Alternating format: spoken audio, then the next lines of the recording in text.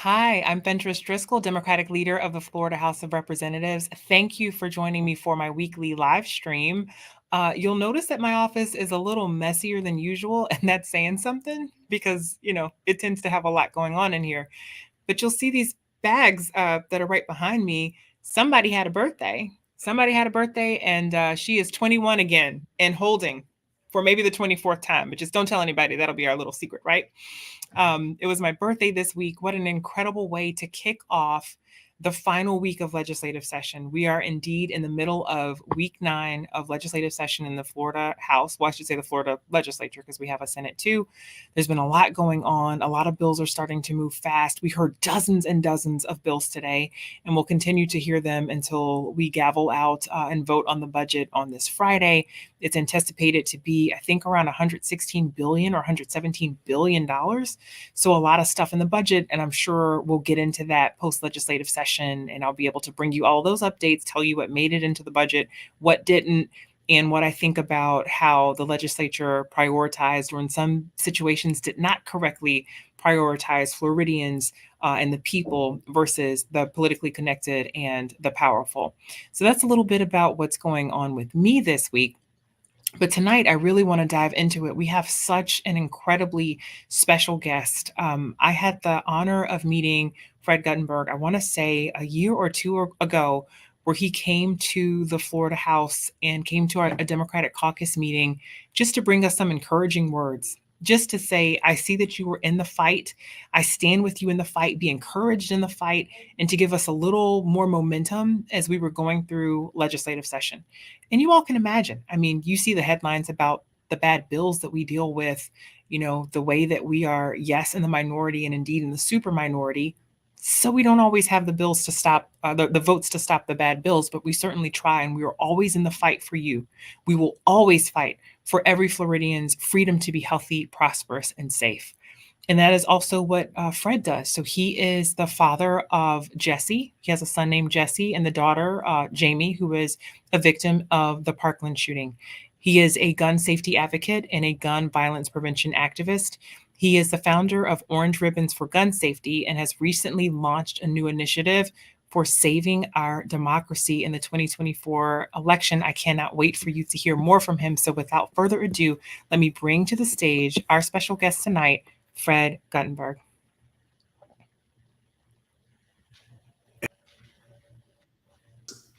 There he is. Hey, how are you? Right?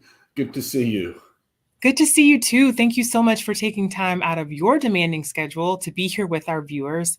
I will tell you that our theory of the case here is that if we start telling people what's happening in their government, if we start giving people a forum to share their own stories, people will start to realize that they have much more in common than they have that's apart.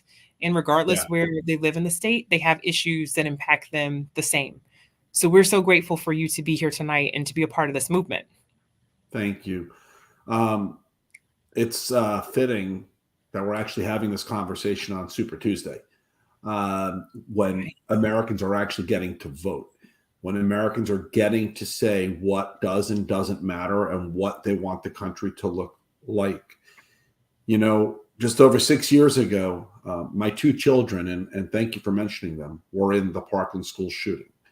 I sent kids to school that day in what was supposed to be the safest community in Florida to learn and to come home. And only my son Jesse came home that day. My daughter Jamie did not.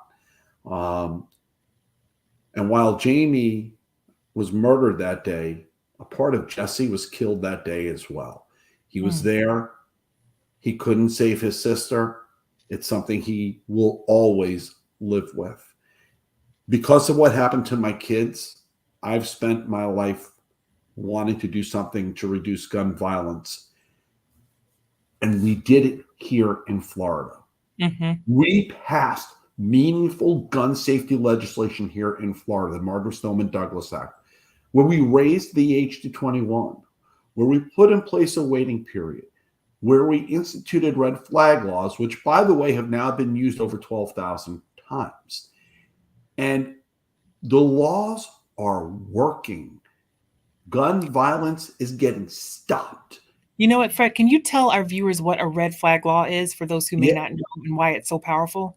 yeah, and some people may know it by the name extreme risk protection order, but Mhm. that's what it is. It's a risk protection order where law enforcement has the ability through an investigation to petition the court to potentially remove somebody's weapons who's deemed a risk to themselves or someone else. And in the state of Florida, that ability to include the court was such an important part of passing this law because it's the due process part. And it doesn't mean someone who has their weapons removed never gets them back. It Mhm. means they have them removed while there's a potential for a concern. But if that person is deemed not a risk to themselves or someone else, then they'll get their weapons back. It is saving lives. But we are living through a time where the folks on the other side of your house um, are trying to undo the really important work that we did. We are all watching now as they're trying to force a change to the law on age down everybody's throat. They want to roll it back to 18. They want to remove the waiting period. These things work. They've been shown to work all over the country. There's no meaningful safety reason to do it. It is pure political BS. It is not what Floridians want, but they're doing it in silence, and Floridians don't know. Let me give a couple of brief synopses on these bills, and then I want to get into what you're talking about when you say they're doing it in silence and Floridians don't know, because we talked about that a little bit before, and I think it's Yeah. powerful, and our viewers should hear this. So, first, we have House Bill 1223. This is the minimum age for firearm purchase or transfer. This bill would overturn a portion of the Marjorie Stoneman Douglas High School Public Safety Act, and it would lower the minimum age to purchase a firearm from 21 to 18. It passed the Florida House with a break in the majority caucus. So there were four Republicans who voted no on the bill. But I think why this bill feels so particularly egregious was that in 2018, as Fred was mentioning, there was a bipartisan bill, the Marjorie Stoneman Act. The Marjorie Stoneman Douglas Act bill that we're talking about, it was bipartisan, and you had Republicans and Democrats come together and say, you know what? We're going to put partisanship aside because the most important thing is to protect our kids. And there were promises that were made as that bill passed. And now it seems like as we're getting further and further removed in time for that tragedy, which I know there's no amount of time that is far enough for these families because that was such an awful thing that you went through, Fred. But the further and further we get away from that vote in 2018, the more Republicans are chipping away from the protections, and it's starting to get us all very worried. Mhm. Then there's House Bill 17, which is the expiration of mandatory waiting periods for firearm purchases bill. The 3-day waiting period would expire 3 days after purchase, regardless of whether a background check had been completed. So this is all about background checks, which we know that a supermajority of voters want. Republicans, Democrats, and independents want background checks. It would overturn also a portion of the Marjorie Stoneman Douglas Act. It would prohibit a licensed dealer from transferring a firearm to the purchaser. It's bad. And I'll tell you, some of my colleagues had said things on the floor that I just in their debate I couldn't understand. They were quoting Dr. King and trying to like twist his words to say that he would be in favor of this. It Yeah. was ridiculous. There's opposition to these bills from the public, but the public is not heard. Talk to the people about that, Fred. Well, let's just say this. They don't have a political rationale because the truth Mhm. is, every Republican who voted for that bill is still in office or has actually gone to higher office. Okay. So they don't have a political rationale. So why are they doing it? They are beholden to a lobby. They really are. This is not about public safety. And in fact, many of them have walked through the school where the shooting happened because we've organized these tours. And we did it hoping to show them what this carnage actually looks like. And then Mm. they've gone back to Tallahassee and they said they're doing it for us Parkland parents. And it's a lie. Okay. Okay. It is a lie. And so let me just say this. The problem is they get away with saying a lot of things because they're running the show up there in a way where they are closing out voices. They don't want you to know. Fentress, over the years since my daughter was killed, I've been to Tallahassee a lot. Meetings, hearings used to be noticed with a lot of time so that opposing voices can come in and be heard, so that hearings could be adequately prepared.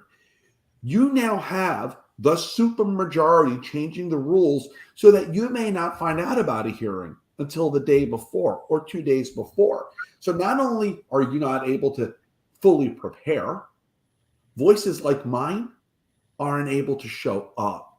They have completely shut down the Capitol from democracy.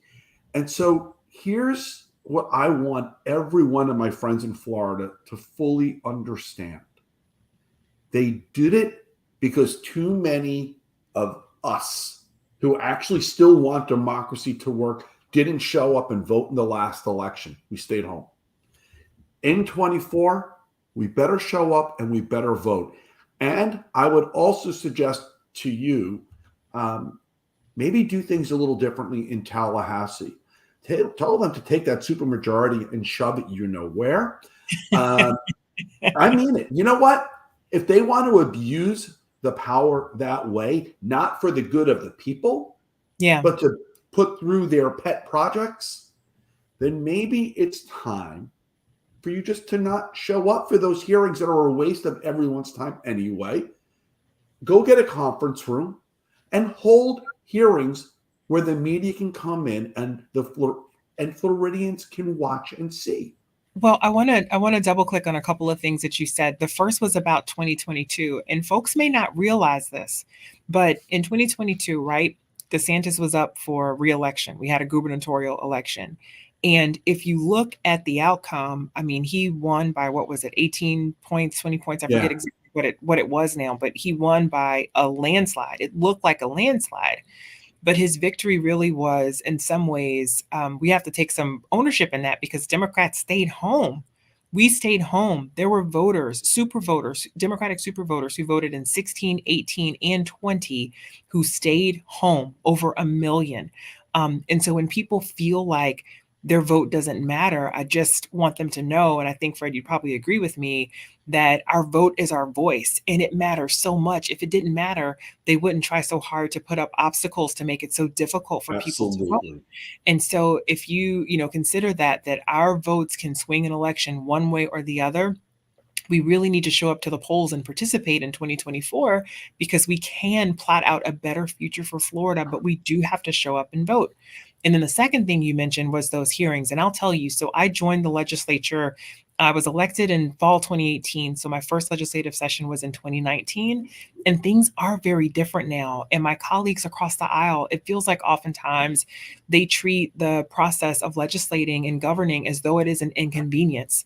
And oftentimes committee hearings will get rushed and people won't be able to share their testimony, people from the public. And it's not right because we have time on the clock. Or guess what? We can always extend the meeting.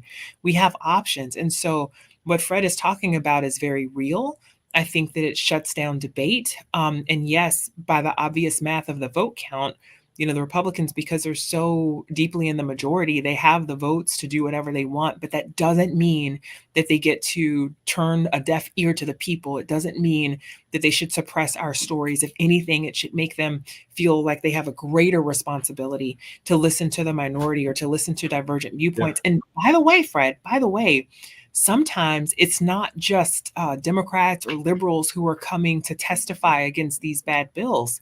Like our theory of the case on this live stream is that these bills impact people. A gunman doesn't care whether you're a Republican or a Democrat or an independent. Am I right? Like these bills impact us all. And so I have seen this happen in committee where people will come and say, I'm a Republican and I disagree with this bill. So, it's all about, I think, listening to the people and their stories and governing in a responsive way. I just want to say something that I am completely certain of. Ron DeSantis is not loved by 18 points in Florida. There you go. Not anywhere close. Come on Okay? now. Come on now. So, Yes, so let me Fred. be clear. What Ron DeSantis did with all of his red meat BS is he turned out his voters, and through all of the tactics around voting and voting suppression, our voters sat home. He's not loved by 18 points, but his voters turned out. We didn't. It is that simple. However, maybe had our voters known some of the things that were going on, they would have turned out. So here's what voters need to know. Everybody's very aware right now of a homeowners insurance crisis in this state. A few years ago, you will remember this, they called a special session to deal with the homeowners crisis. You're laughing because you remember this. Because what did they do, Fred? What did they do? Tell the people what they did. That was the special session that was called to deal with the homeowners crisis before it got out of control. And instead, that's where they started the fight with Disney and passed Don't Say Gay. Yep. And then they did nothing with insurance and it spiraled out of control. Floridians need to know this stuff. And so I think Floridians finally do. Look at what just happened in Central Florida in the special election. We turned a red district blue. Look at what happened in Jacksonville with the mayor's race. We have Donna Deegan, a Democrat in a Republican city. I think Floridians are now paying attention, but we need to keep doing the work to make sure they don't go back to sleep on election day. This is the election of our lifetime. You need to show up. You need to turn out. There is no sitting home. There is no sitting this one out. There is no protest votes. Democracy is on the line here in Florida and across the country. We better vote. And can I just give an example? So there's so many things I want to say because you are hitting the nail on the head. If you hit it any harder, I don't know what would happen. So I'd like to talk about hope, right? The people need hope. They need something to believe in, but I'm not talking about the type of hope that, you just sit at home and wish things would be different. No, I'm talking about the hope that moves you to action. I'm talking about hope. I talk about it as how to overcome problematic elections, HOPE, hope. And the way that we do that is to vote. And we have to then make sure all our friends are registered to vote, and we have to make sure that they vote. But there's a missing piece that we don't always talk about in that. And that is that we have to get a little vulnerable. We have to talk about how these bad policies are impacting us. We have to go to our neighbor and say, hey, man, you know what? They went up on my homeowner's insurance by $2,000 this year, and it's getting difficult for me to afford. Or like, hey, man, this bad bill is impacting my kid who happens to be transgender, and it's not fair that they're being erased at school. We have to get a little vulnerable and talk to each other about how these bills are impacting us. And I guarantee you, if nothing else, even if you feel like something's not impacting you and life is good and you're dandy and everything's fine, I guarantee you know a woman. I guarantee everybody who is listening on this live stream either is a woman or knows a woman, right? Like we know women, we know who now have less rights than their mothers or their grandmothers did because of the overturning of Roe v. Wade, right? I am one of these women, right? So we need to be able to talk about these things. We need to be able to vote for in a way that is community, right? That we care about the community, our chosen community. We can choose to be in community with one another and vote for leaders who reflect our values and who are going to move our state forward. Listen, I am filled with hope because I do go across the country and I go across the state. And in spite of the leaders we are stuck with in Florida that really are the result of a minority of people voting, an extreme minority, the truth is Floridians by and large get it, and Americans by and large get it. Will they vote? I will tell you, I think, and I'm glad you used the word we have to talk, right? Because we have to talk to each other. I didn't say we have to agree with each other. Actually, it's okay if we don't, but we have to talk. And we have to find common ground in the idea that we can talk to each other with civility and decency. The other side believes disagreement means we have to pound and defeat. The other side believes we have to go forward with anger and division. I don't. I think democracy survives and thrives when we talk, when we communicate. I've always taught my kids, and yeah, I still use plural because Jamie is my kid. Yeah. Okay. It's easy to talk to people you agree with, but it is necessary and important to talk to people who you don't agree with because that's where change happens. One of the things I am most proud of this year is that I have a friendship with former Congressman Joe Walsh that has led to a movement. And we're calling it Two Dads for Democracy, Two Dads Defending Democracy. But tell the people why that's special. That it's special that it's Joe Walsh because they may not know who he is. He's not Joe is like the original Tea Party guy. right. Joe is the guy who may be the first Republican in the House who came out for Donald Trump. And Joe is also probably the first guy in the House who said, "Oh my God, what did I do?" after he saw that Trump inauguration speech. And Joe and I spent years going at each other on Twitter. We didn't agree with each other until one day, and I give him all the credit. He actually retweeted me on something and said, I don't agree with you, but I respect what you're trying to do. And that led to he and I having a very nice back and forth, eventually a phone call, eventually a dinner. And we've since become great friends. And we are going across this country trying to show people you can disagree and not be disagreeable. You can disagree and you can talk it out. And in the process of talking it out, you will find common ground. Joe and I have found a lot of things we also agree on. One of them is the 24 election. One of them is democracy. And one of them is the idea that currently there is only one party in this country that stands for democracy, and there is a party that doesn't. And so Joe and I, we disagree on a lot of stuff, but man, there's nobody I'd rather have a conversation with on politics than Joe, because it makes us both smarter and better when we do. That is so good. And can we just, because I get this question a lot when I go around the community, they will ask me sometimes, like, how can you stand to be in Tallahassee? How can you stand to deal with, quote, those Republicans?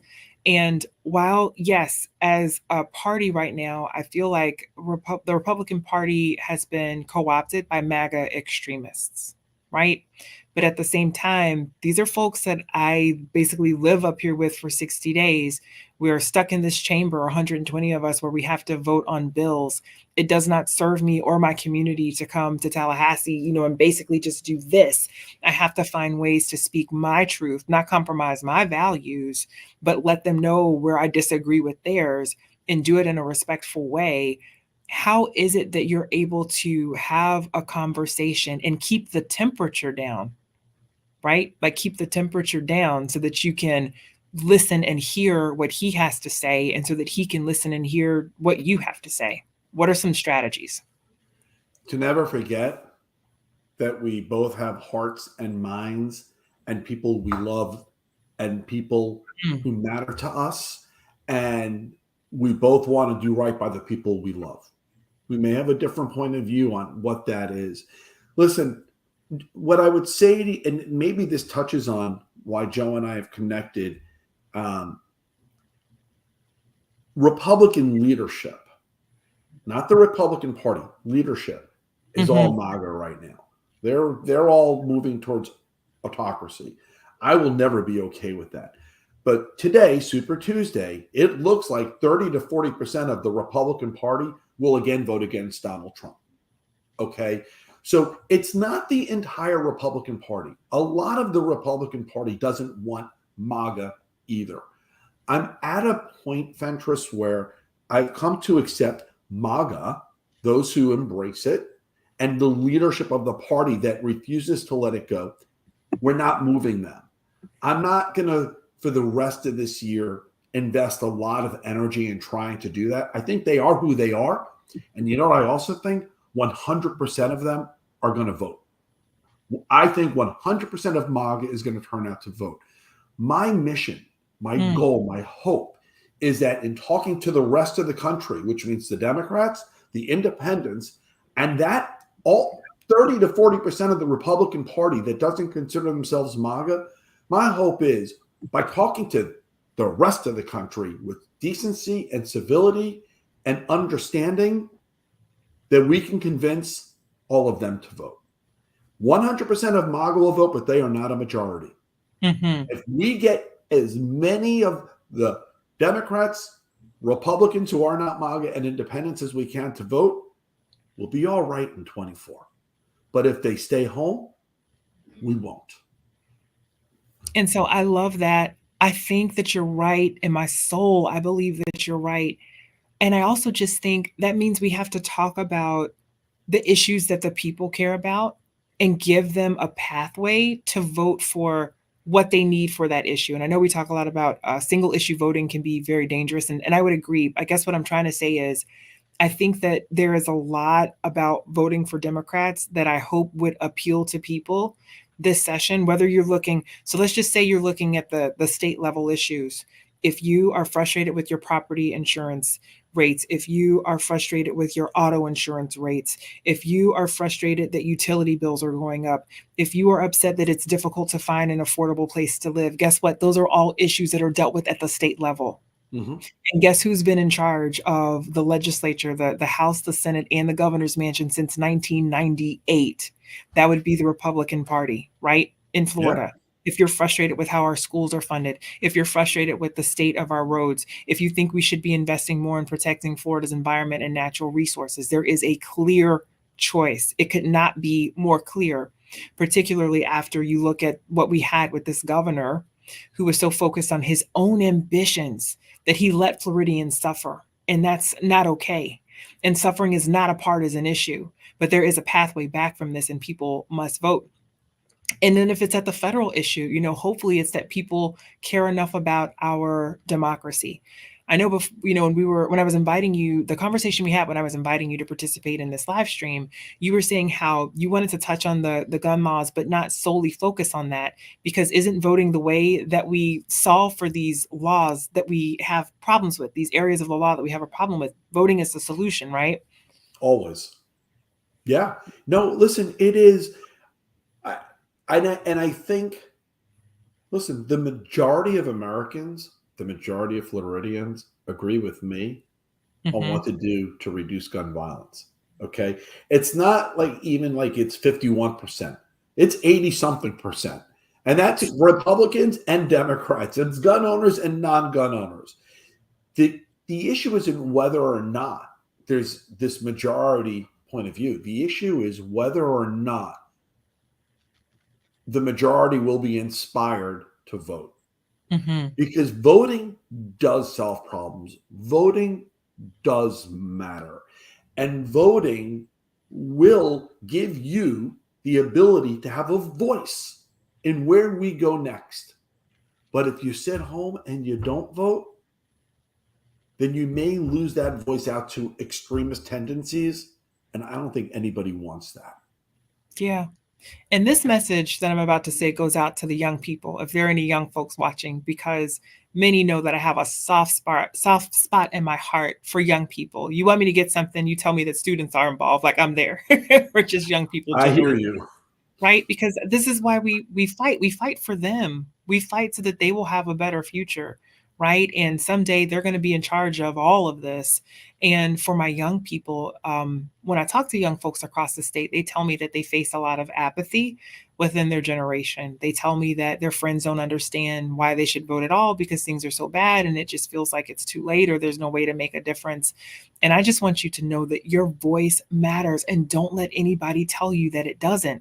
And I can think of elections. I mean, heck, the 2000 election in Florida, where the presidential election was decided by, wasn't it fewer than 500 votes? Or there was that Yeah. election in Virginia that had to be decided literally by a coin toss because it was a tie.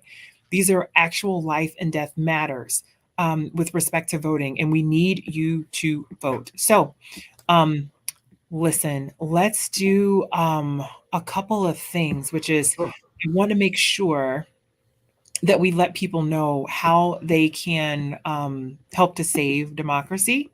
And I believe that you have on your social media information about saving democracy and your new organization. Is that Yeah, right?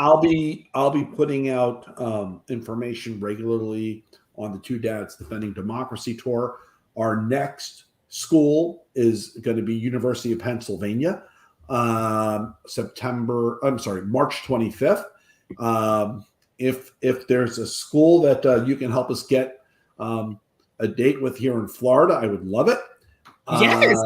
Joe and I would be all in on that. And listen, I'm with you on the young people. You know, it's the reason why we're building our tour around college campuses.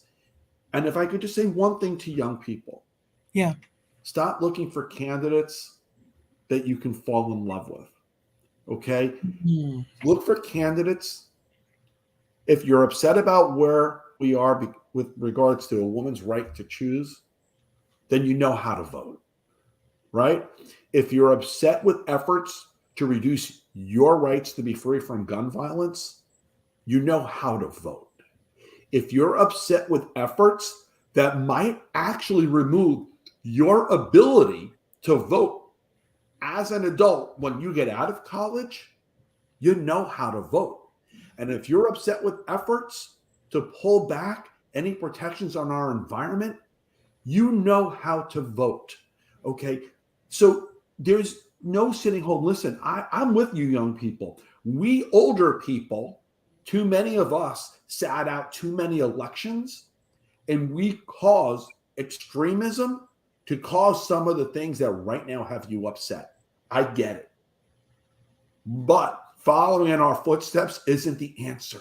Get out and vote. I love that message. And young people, please take that to heart. I believe it that our democracy can rise and fall with you. And I believe that if our youngest generation or younger generations, but especially the youngest one, if they decided to get out and vote, they could change this whole thing in a single election. They really could. Um, I want to make sure, folks, that you know what you can do, which is if you're not voting, hold on. Let me make sure I got this. Calls to action: register to vote. Double check and make sure that you are registered to vote. Get online with your supervisor of elections. Request your vote by mail ballot. This is essential. Some of you may not know, and if you're a voter in Florida, that DeSantis signed a bill into law that kicked everybody off the vote by mail registration rolls. They kicked everybody off. And we know that they did this because Democratic voters voted by mail in overwhelming numbers in the 2020 election, and it freaked them out. Like usually the Republicans dominate that. And so they've been chipping away at it. They don't want you to vote by mail, but it's a safe and secure way to make sure that you vote. That way you don't have to wait until day of voting. You can get your ballot in. So make sure that you register to vote by mail, especially if that's typically how you vote. But you want to make sure that your voter registration data is up to date. And then you want to talk to your friends and family to make sure that they are registered to vote as well. This is essential. This is so essential, and we cannot take it for granted. And every Floridian has to vote this year. We cannot do it without you. Like there's no way to do it without you. Absolutely. Think about it this way too. I like to talk to people about this in this way, Fred. If this was a game of tug of war, and we all played that when we were a kid, right? And the kids from the other neighborhood show up with all their teammates and all the people from around the block, but our team doesn't show up. If our team doesn't show up, who's going to win? The kids from around the block. That's really how simple voting is. It is who shows up. Whoever shows up, that's who gets to set the agenda. And I It's the promise you, story of the last election. We didn't yes, show up. yes. They say sometimes that what is that thing that if you're not, if you don't have a seat at the table, you're probably on the menu. We don't want to be on the menu. We want a seat at the table. I've not heard that phrase, but I like it. Yes. And don't give up on Florida. Don't count us out. Fred gave two really good reasons: a special election in Central Florida, Mayor Deegan's mayoral race. We've got some good things going for us with the ballot, right? Hopefully, we will have the abortion initiative will survive. There's adult personal use of marijuana. We've got some good things to come out for. Um, I also want to remind you, so please follow Fred on social media. Please also share your stories, but you continue to share your stories with us. If there's a way that gun violence has impacted you, we want to hear it. You can go to our website, venturesforflorida.com, or you can email us at yourvoice@venturesforflorida.com. We want to hear your stories. It's important to me. And I want to lift up actually a few stories right now, Fred. These are some stories that people Sure, sent in to us in anticipation of you being our special guest. sure. Anonymous said, gun violence has affected my life because my uncle passed away from an accidental bullet that was not meant for him. Someone else also said anonymously that gun violence has affected me in a way of losing many family members. Just from hanging out at a holiday cookout to being at the emergency room, from my big brother being shot, has affected me in a way of fearing being around a lot of people. And also, just the sound of gunshots has affected me to the point where if I hear a loud drop or see a car riding slowly past me, I get paranoid. People should not have to live like this, Fred. I was out to dinner with my wife the other night, and a car backfired, and it had a dramatic impact on my wife. I'll leave it at that. I understand. I can only imagine. Amani says that although she's not a survivor or a victim of gun violence, there's been a rise in crime associated with gun violence. And at her high school, there's been deaths of students from 14 to 16 years old committed by other students and children even younger because easy access to guns and lack of background checks of those who purchase guns. It's made it easier and accessible for children to operate and use them on themselves and against other children. There is a dire need of reform for gun control in this country. There should be no reason that the United States is a land of opportunity and freedom when it outranks every other country on the map for gun violence and mass shootings. Amani, thank you for sharing your story. We hear you, we see you. Um, there are some others, but I feel like I've kept you pretty long, Fred. You're good. And I'm just so grateful for your time. And I'll share a few more stories. I'll tell you too that Kat, who you met, who's on our team, she's a Yeah, student at USF. We have good contacts there. I think we can get you and Joe in at USF to host an event if you would like that that. would be great. Yeah, If Kat, if you could send me an email, and I know you guys have my email. Let's try to put that together. Cat is fantastic. They work so hard for us, and we just really appreciate them. And so, yes, we will make sure that we follow up with you. And I'll tell you, friends, if you like this content that you're hearing, make sure that you, yes, follow Fred, follow us as well. We want you to be able to see when we go live so you can hear important conversations like this. It matters a lot to me. You can certainly share our content so that people who may not have been able to join us live can hear the wisdom that Fred shared and understand how essential it is for us to vote to save our democracy.